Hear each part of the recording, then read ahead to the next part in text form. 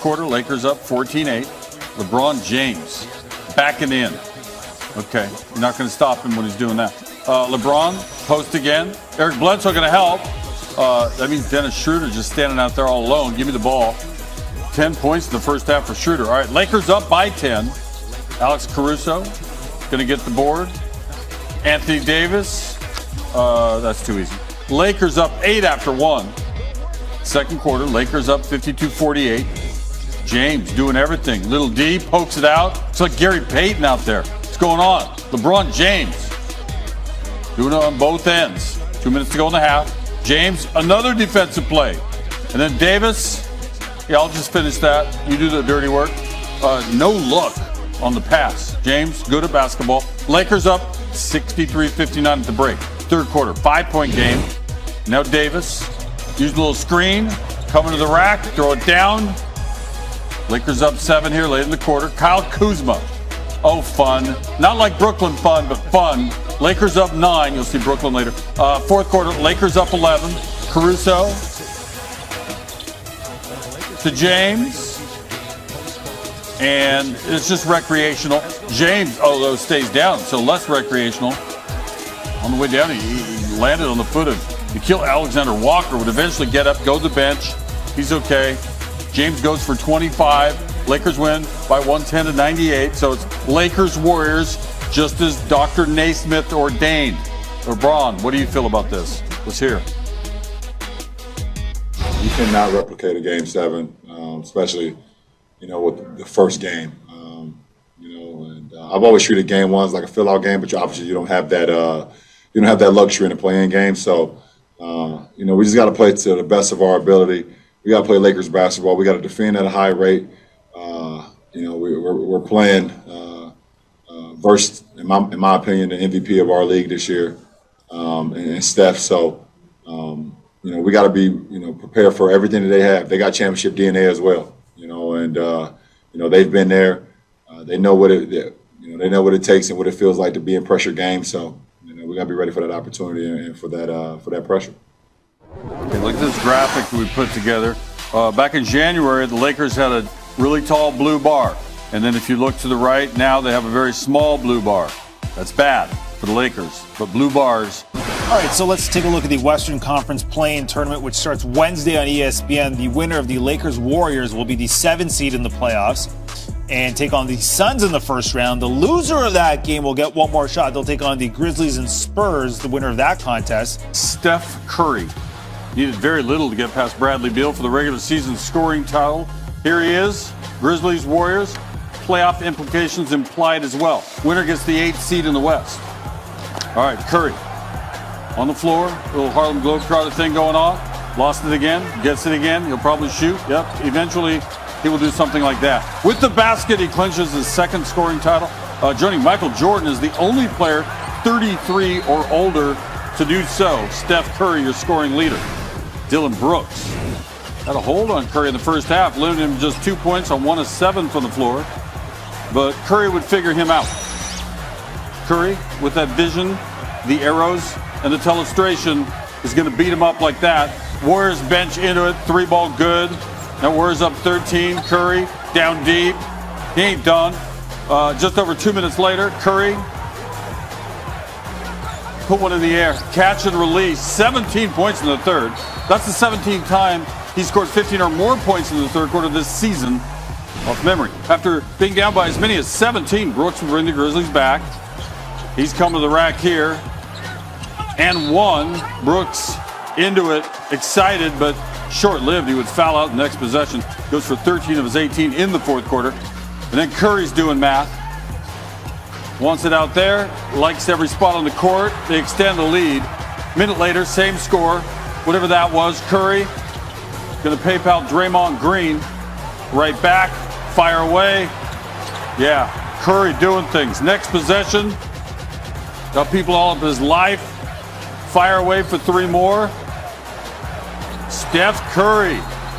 That's a big way to win the scoring title. Vintage Curry and a nice little Warriors celebration. Here's Curry on that moment.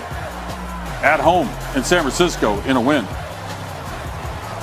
Shout out to Baron Davis. I definitely channeled my Karolinko moments. I ain't dunk on nobody, but I wanted to channel the same celebration. So shout out to BD. Yeah, it looks very similar. Davis went on Twitter. He shared his thoughts, and afterward, Curry goes to another platform. Yeah, his son. Throw it down, big man. And playing it up like his dad. Warriors get the 8th seed with the 113-101 win. It was fun. You are immersed. Here are players talking. Wasn't enough. We need to get him to be more aggressive next game. I don't know what else to say about Steph. We've been through this all year. Just from one game to the next, it's very difficult to express just how good he is. An incredible season, and that's. I'll just leave it at that. He's never been better than he is right now. Yeah, we think so too. The Warriors haven't exactly fared well against the Lakers in 2021, following a 2-point win back in January. They dropped the one last night. I would have said absolutely, but because that door is still cracked open, because they have the potential to still get in a long playoff series and avoid the play-in game, I'm going to say you got to take advantage of it. You got to see how long you can try to entertain the idea of being able to avoid the play-in and being in a long series. Because if you get in a long series, guess what? You allow the law of averages to play out when it comes to the talent with LeBron James and Anthony Davis, who, when healthy, are the best duo in the NBA. I don't care what the matchup is. If you can get those guys in a long series, that's exactly what you're looking for. So if you have the opportunity to go out there and win this weekend against the Pacers and against the Pelicans, and for some reason the Blazers stumble against the Denver Nuggets, I just feel like that's what the Lakers would want in an ideal scenario. Now, the likelihood of that happening, I don't know. But I think as long as it's a possibility, you have to see if AD and LeBron James can go out there and do it. I disagree.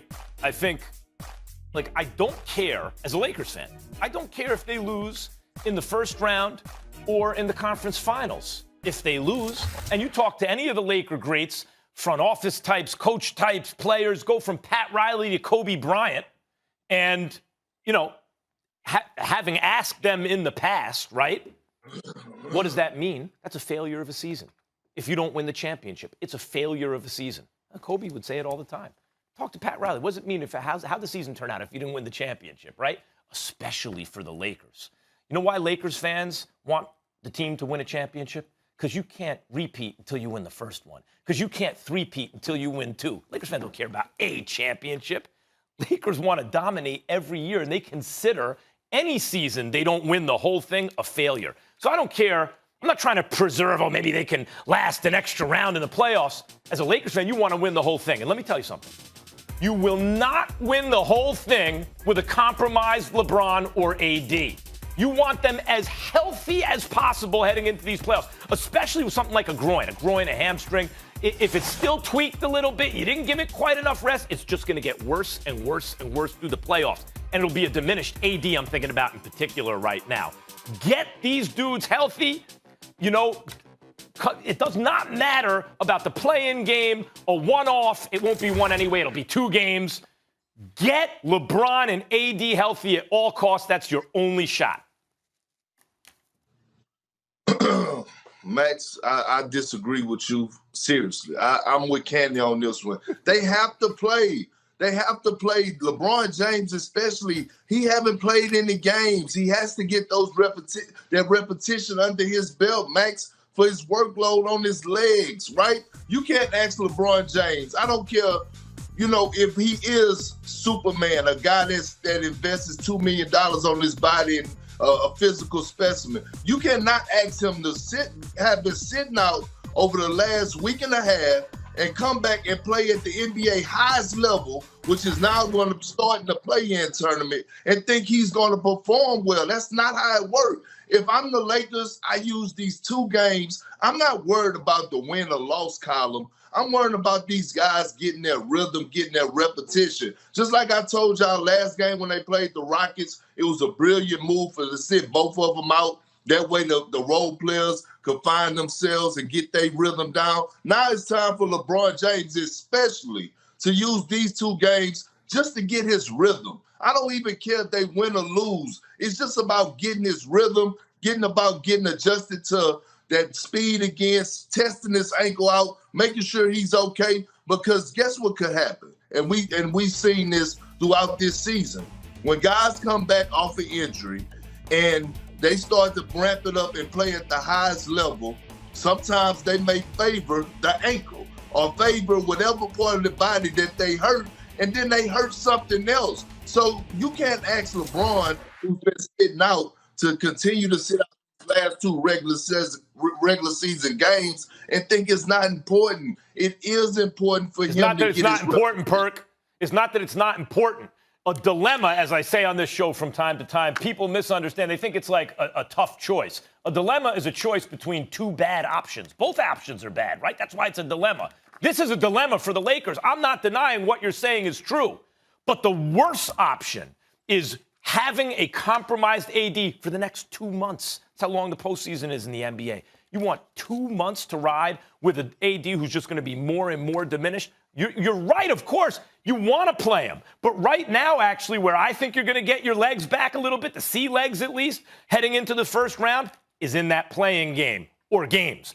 Yep, they could lose to the Warriors. They could lose to the Blazers. Something like that could happen in game one. They're not losing to the Spurs or the Grizzlies in game two. Not with LeBron and AD on the floor. Not with them both healthy. I'm sorry. And those two games, if it's two, will serve as doing exactly what you want these end of the regular season games to do. The difference is they'll be heated up in playoff mode, having faced that kind of intensity, and they go into the first round, to me, fortunately, against Phoenix instead of the Clippers. I like everything about that better. Two bad options, but the worst one right now is playing hurt players. Max, you know what? The way that you're talking right now lets me further know that you didn't play the game of it in any sport. To let you know?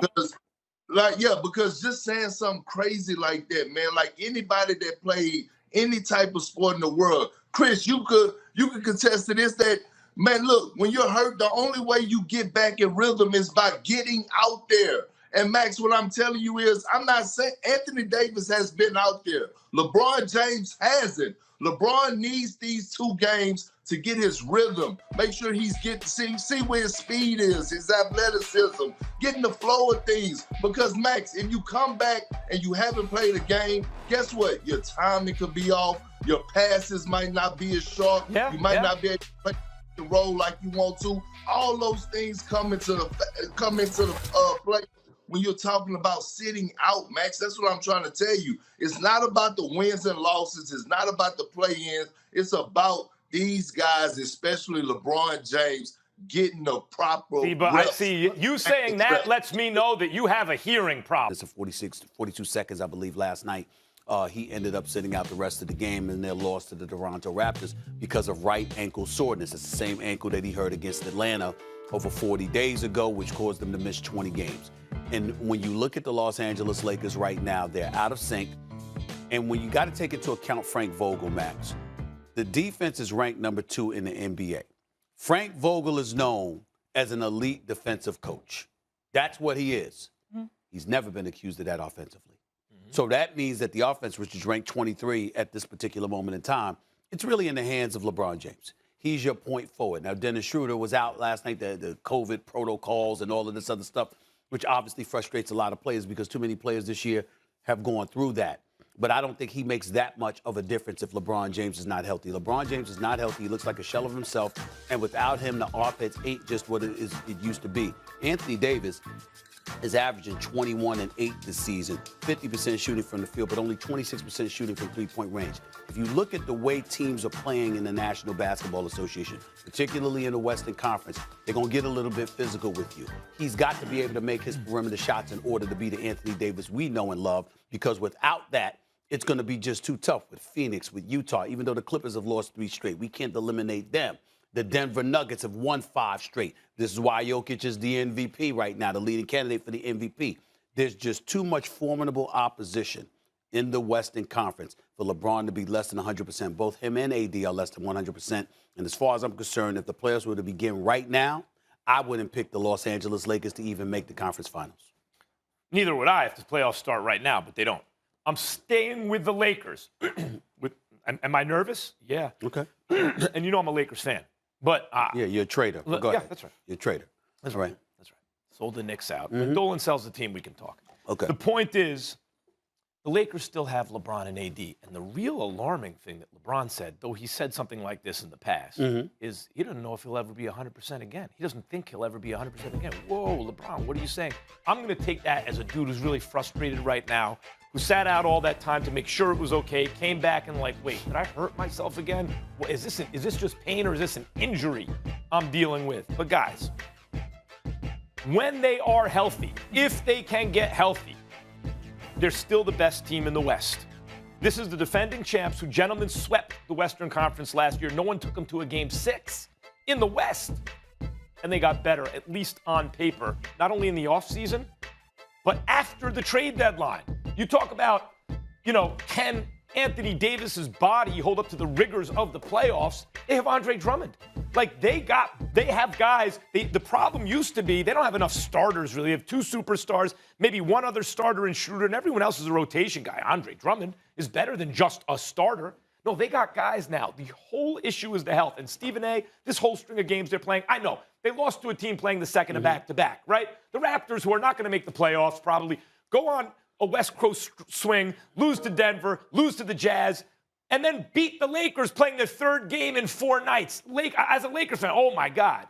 But the rest of this season, the next 10 games, the next 3 weeks almost, this is just the run-up to the playoffs. All the Lakers have to worry about, forget about where they're seated, get healthy. Hold on. They have enough time. I have a couple questions. One, do you actually believe LeBron at face value, or do you think they're just trying to play some games here and set the bar low? I think he's lying when he says that he doesn't know if he'll ever be 100% again. Yeah. I think that's a bit of hyperbole there. But I do think that he's alluding to this season because, again, he does make a legitimate point when he talks about you have to get out there and play because particularly with the kind of season this is with COVID-19, you don't get practice time. So you can't get 5-on-5 live action and what have you. You don't know how you're going to feel until you go out there and play. Yeah. And if he, at age 36 in his 18th season, he's measuring himself against what he knows he's accustomed to feeling. So if you're out there and you're feeling this soreness after 40 days off, 20 games, and you're still feeling soreness when you go out there, it's kind of scary in that regard. Also, we got to remember, it's a 3-way tie for that 6th seed. That's what I was going to say. What about the seeding? How bad is this? Can that really affect them? It's very bad because what happens is that now you're talking about the fact that he can't get himself healthy because the Lakers have shown an inability to win games when he's out. They were 8-13 with him out of the lineup. But that's recent. They're about 500 until recently. Well, yeah, they started sliding recently. But he still wasn't back is all I'm trying to say. He still wasn't back. And so without him, you're struggling. And then you get to a point where you sit back, you're going like this. I can't afford to be out because I don't have confidence that we can win without me during these regular season games, which means he had to come back in there, which is why Brad Turner and others covering the team the way that they do. One of the first questions they asked him was, do you think you came back too early? That's why they asked that question. Well, look, they were doing fine really until AD got back more or less. And then the problem is they have to figure out how to reintegrate the second most important piece on the team in AD. And now it's LeBron. So the question is only for me, number one, are they healthy? Right? And then do they have enough time? I say, yes, they have enough time. Even if LeBron has to pull back a little bit. You got to pull back his minutes. They have just enough time right now to get into a rhythm before the playoffs. I do think they have that time. And then if they do, I'm not saying I'm picking them against the Western Conference. I'm saying I'd make them the odds-on favorite because until I see otherwise, LeBron's considered the best player in basketball. AD, when last seen, was tearing it up in the playoffs and finals. They've gotten better since then. They're my favorites. Well, listen, you got Kyle Kuzma saying Marc Gasol should be playing. Marc Gasol was your starting center, and now he's third string behind Drummond and Montrezl Harrell. So you got that as a problem. So you got players looking at things schematically. They're looking at personnel, the usage of personnel. There's a whole bunch of questions that prop up when you're not winning.